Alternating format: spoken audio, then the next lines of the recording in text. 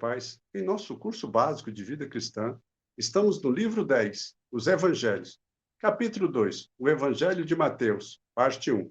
Mas na aula passada, no capítulo 1, a introdução aos Evangelhos, foi tratado os seguintes assuntos. Tópico 1, o mundo dos Evangelhos. Qual a importância do Antigo Testamento relacionada aos 4 Evangelhos? Tópico 2, Jesus através dos Evangelhos. Qual a importância de Jesus nos 4 Evangelhos? E hoje, no tópico 1, autor e tema. Observe, pouco sabemos acerca da pessoa de Mateus. Ele foi convocado por Cristo para segui-lo, como diz lá em Mateus 9:9. E também que era publicano e coletor de impostos. E que provavelmente fosse desprezado pelos judeus, pois eles não concordavam que pessoas da sua própria raça servissem aos romanos como seus funcionários. Então, ele estava habituado a anotar fatos na sua função, o que certamente contribuiu para a sua futura missão de escritor. Lembrando, os discípulos eram, na maioria, pescadores, de poucas letras, que mal sabiam escrever. Mateus era um homem culto, conhecedor das leis, da história romana e da judaica. Sabia aramaico e grego. O nome Mateus foi lhe dado por Jesus e significa dom de Deus. Mateus teria escrito o Evangelho, primeiramente em aramaico, para os judeus da Palestina, e depois traduzido para o grego, visando os judeus helenistas. Mas observe, não se sabe ao certo quando esse Evangelho foi escrito.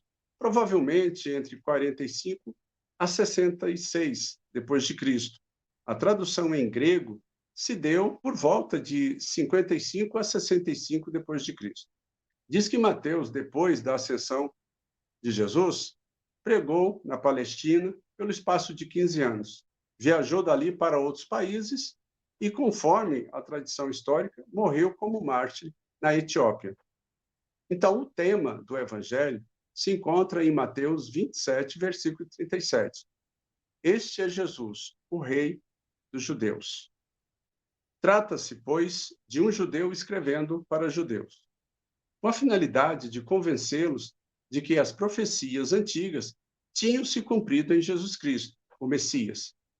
Esta declaração ocorreu pelo menos 16 vezes.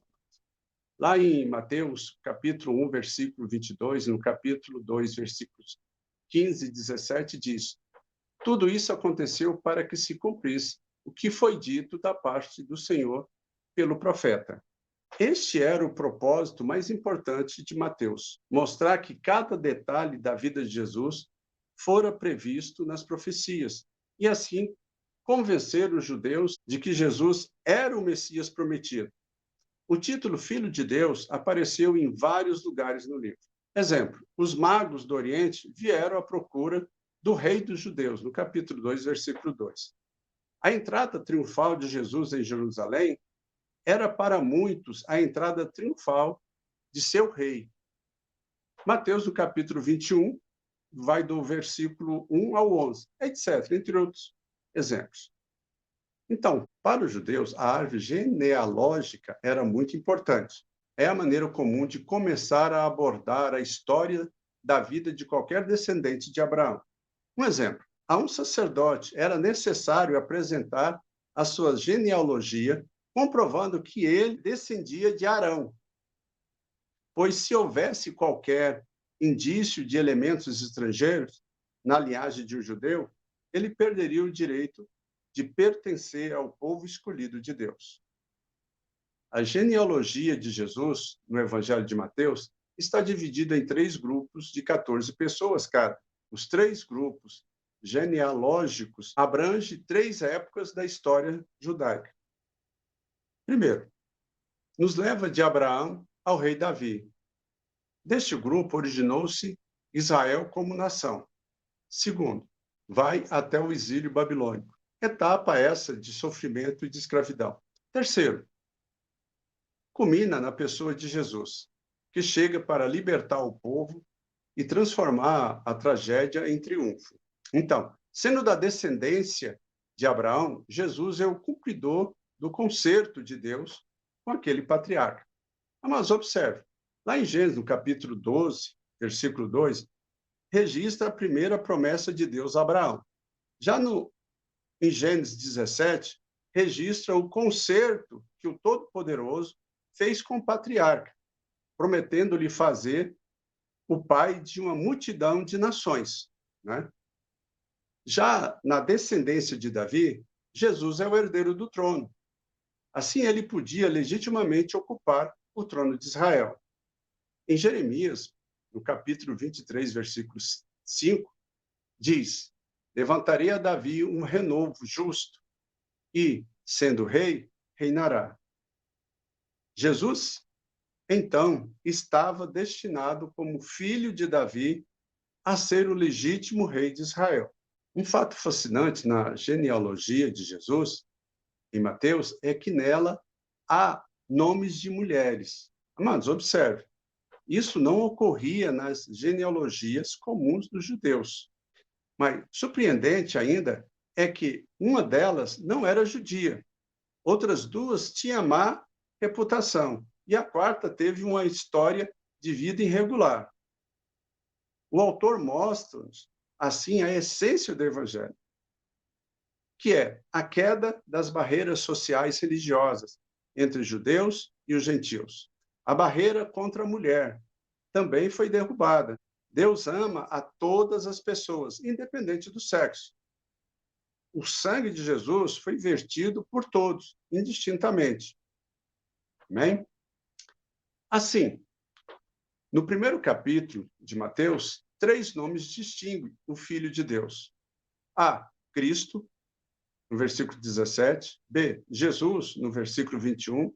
C, Emanuel, no versículo 23. Ainda que o nome Jesus apareça no primeiro versículo, é só no Mateus, capítulo 17, que é usado o nome de Cristo, significando Messias ou ungido. No versículo 21, o nome Jesus significava Salvador. Ele salvará o seu povo dos seus pecados. O terceiro nome, Emanuel, é traduzido como Deus conosco. Então, assim, observe, o último versículo do capítulo 1 e o primeiro versículo do capítulo 2 narram o nascimento de Jesus.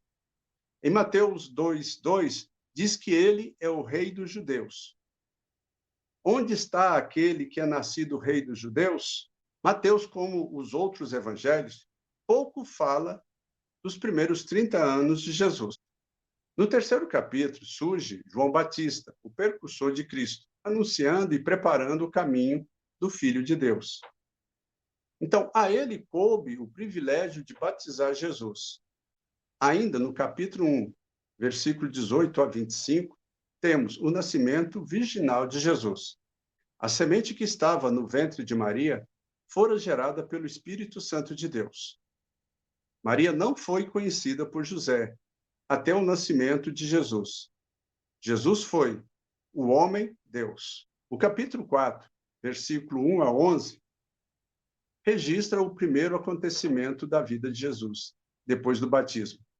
Ele é tentado no deserto. Cristo está sendo testado, submetido à prova. No versículo 1, observamos que Jesus, pelo Espírito, foi conduzido ao deserto. Jesus recusou-se terminantemente a entrar em acordo com o diabo. Respondendo ao inimigo, Cristo citou o livro de Deuteronômio, livro que é chamado por alguns de livro da obediência. E para nós encerrarmos esse tópico, Cristo foi obediente ao Pai e assim destruiu os objetivos infernais de Satanás. Mas observe, a partir daí, Jesus estava preparado para cumprir o desígnio de Deus, socorrer e livrar os judeus e os gentios, na qualidade de rei Messias. Fixa, então, a residência em Cafarnaum, dando início ao seu ministério público. Amém? Na próxima aula, no tópico 2, o rei rejeitado e as parábolas de Mateus. Vamos responder as seguintes questões. O que é o fermento dos fariseus? Qual o significado da parábola? Amém, amados? Então, a cada dia nós estamos nos aprofundando no ministério e na obra de Jesus, buscando conhecer a sua maneira de agir, a sua maneira de pensar. que é o nosso exemplo, a que nós devemos seguir. Amém? Se você gostou, deixa aí o seu like. Se você tem alguma questão, alguma dúvida, vai ali nos comentários, deixa a sua pergunta, nós estaremos te respondendo. Nós pedimos que você enderece esse vídeo para outras pessoas, né?